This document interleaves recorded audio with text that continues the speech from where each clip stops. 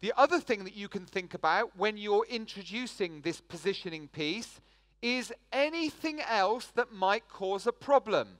If you're young, for example, when I was 21 years old, I looked 14. And I could tell that my prospects would look at me and think, how can he possibly give us financial advice? He's barely left his mother's side. He looks 14.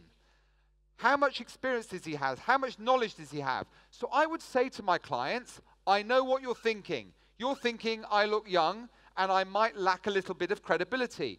It broke the ice. It got rid of the objection.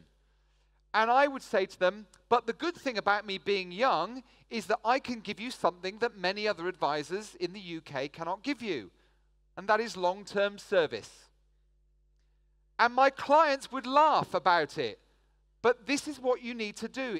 If you feel that there might be an objection, the price of your products, bad publicity about your company, commission rates, any of the things that get in the way, deal with them at the beginning.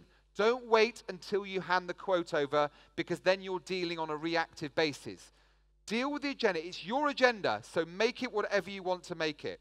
Stop asking for referrals. Now that is a surprising one to hear somebody who has achieved TOT, but I do not ask for referrals. Again, by a sales trainer many years ago, I was told the best time to ask for referrals is when? Just after the client has signed the application form. But every time I ask the client, I'd like to think that the service I provided has been of value. Can you think of anyone? They would say, no, can't think of anyone. Why? Because this is the first time I've ever asked them. So one of the things that I've learned is that at that initial meeting, the positioning piece, I would say to my clients, I get paid in two ways. I get paid by commission or fees, and I get paid by referrals. And then I leave it. Subconsciously, the client now knows that at some moment I will ask for referrals. And many of us do it different ways, but I go back and I ask for referrals during the fact find. But I don't ask for them, I instruct my client. Let me give you an example of how that works.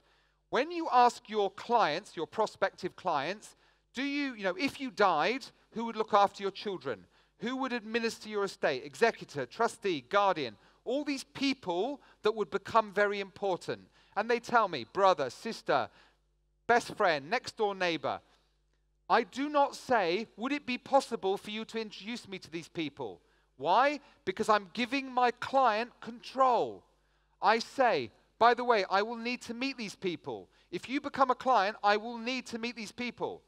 Because we cannot provide holistic financial advice, and that's what we should be doing. We cannot be holistic and comprehensive if we are not dealing with the executors and the guardians and the trustees. They need to know who we are. If my client dies, they need to know where to come for the money. Stop asking for referrals and start telling your prospects who you need to meet to provide comprehensive advice. This is an important one. Create an experience for your clients. We all know Starbucks, McDonald's, Apple. They're not all the best products. You don't go to McDonald's for a good meal, do you? But the reason it's so successful is people know exactly what they will get from the moment they walk in the door to the moment they leave. Here's my question. Do your clients know exactly what they're going to get from the moment they walk in your door to the moment they leave? Do they get a telephone call on their birthday? Not SMS, not an email, a telephone call. Happy birthday, how are you? How's the family? Not, by the way, it's time for a financial review, just happy birthday. Because the only people that phone me on my birthday are my family and friends. Wouldn't it be great to be the one professional person to phone a client on their birthday? A thank you card. If someone refers someone else, if somebody does something nice for you, send a thank you card.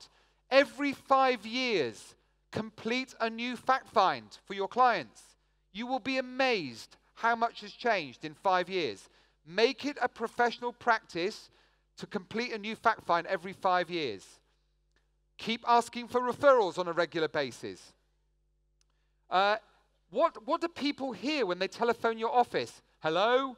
Or is it some other kind of fantastic way of answering, friendly, chatty. Out of office. How many of you use an out of office note when you're traveling? If you go to my, well, you don't know I'm away, but if you go to my email, send me an email and I'm away, you won't just get, sorry, I'm away at the moment. It's a big, long, funny message, right? Just think about, when you get the opportunity today or tomorrow, think about what you can do that adds some experience, something unique. Because if you're just the same as every other financial professional in this country, then you are swimming against the tide. Now, here's a very important one. I've already mentioned about belief systems. The way to establish a very positive mindset, and there's a few ways. I'm going to give you something unique today. I'm spending 40 minutes on stage with you, giving you a couple of ideas. But here's what I'm going to promise to do for every person here today.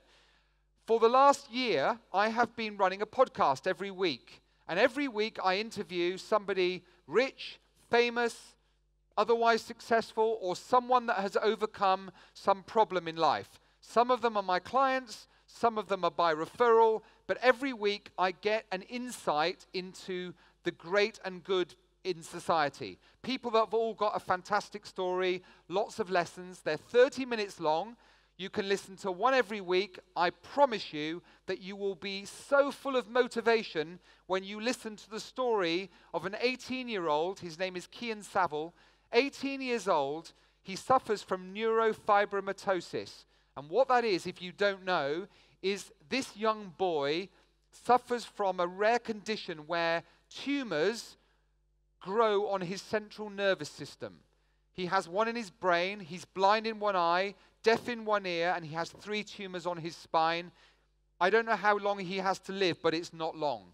And this boy is planning to swim in the Paralympic team in 2024 and 2028. When he's not practicing his swimming, he's teaching young children how to swim. And when he's not doing those things, he's raising money for charity or working at the local supermarket to help his mother and father. And we think we have life tough. So, if you want a dose of motivation every week, for as long as you want to keep listening, just check out the podcast. I make no money from it. It's just a service to help fantastic people like you. And you can also go to my app. I've also got an app. It's just Sandro Forte. You can find me anywhere on social media. Sandro Forte. Every month you'll get a free tip that will just upload automatically. Again, it costs nothing. But here's a little technique I'm going to share with you. How many people in this room have goals? Raise your hand if you woke up on the 1st of January with at least one goal. Good. We all had one goal, right? And maybe the goal was this year is going to be my best ever year, or I'm going to be the #1 in my company, move to a bigger house, go on great holiday. We all have a goal. What's the problem? The problem is when you get to the 31st of December, you haven't achieved the goal, have you? Most of the time. And the little voice on your shoulder, the little voice again, the little voice says, don't worry, there's always next year. And you just kick the can down the road in life, don't you? Discipline, regret. These are the people who, when they retire, they look back and think, if only I'd done this, if only I'd done that. The problem is, most of us set goals which are too realistic. And the other problem is, we create goals in the conscious part of our mind. And that's where the little voice lives. The little voice that gives us all the reasons why we can't do something. So what you do is you go and buy some cards and you write your goals on cards. But you do not write the goal in the future.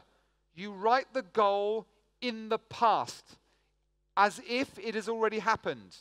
And you describe how you felt when you achieved the goal. Your subconscious mind does not know the difference between what is real and what is imagined. Here's an example. Signing the world's biggest ever insurance case has landed me even more speaking engagements. Astonishing. My own charitable foundation has given over £10 million to children who need and deserve a better life. Commuting to meetings with my clients by helicopter is such fun. Why didn't I think of it before? I've just had the call to serve on MDRT's executive committee. I'm so excited about serving the world's best advisors. Sir Sandro Forte has such a nice ring to it.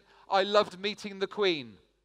Now, none of those goals are very realistic, are they? But that's not what this is about.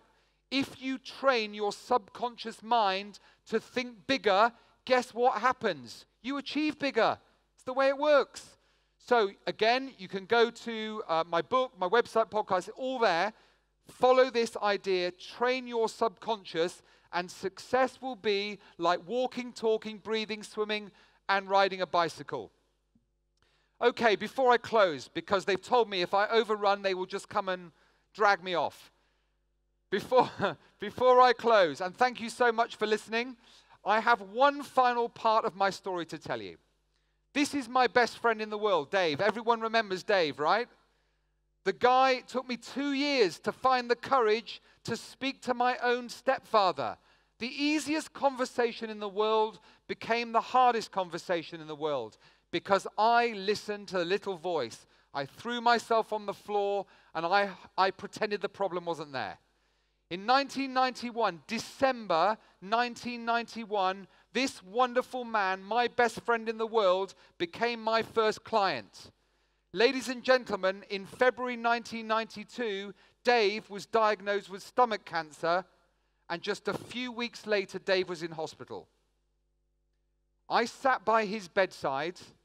I gave my mum, my brothers and sisters some time to rest. We were by his bedside 24 hours a day for what seemed like weeks and weeks and weeks.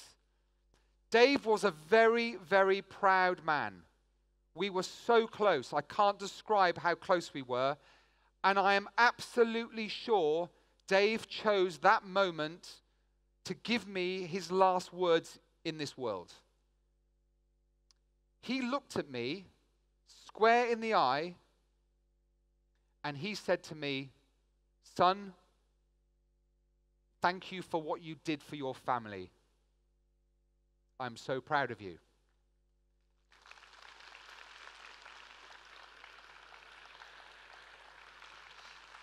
And like it was yesterday, I'm at that bedside holding my beloved Dave's hand, the guy who'd stepped into my father's shoes, my best friend in the world, and I reflected on what he said to me. He said, "Thank you, not for what you said you would do, not for the goals you set, not for what you promised." He said to me, "Thank you for what you did." And ladies and gentlemen, success in this business is not about being bigger, better, faster, stronger, working for the biggest insurance company, the smallest insurance company. Whether you've been in this business for 5 minutes or 50 years, it's what you do that counts.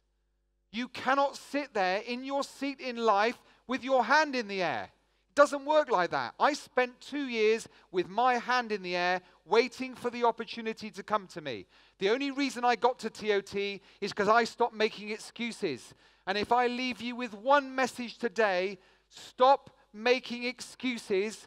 Be the TOTs I know you can be. Get out there. Share your message, for we live and work in the most noble of all professions. You change people's lives, but we lose sight of it, don't we? All too often. So if I leave you with one thought, it's this. Please, please tell your story to as many people as you can. And be TOT. Thank you so much.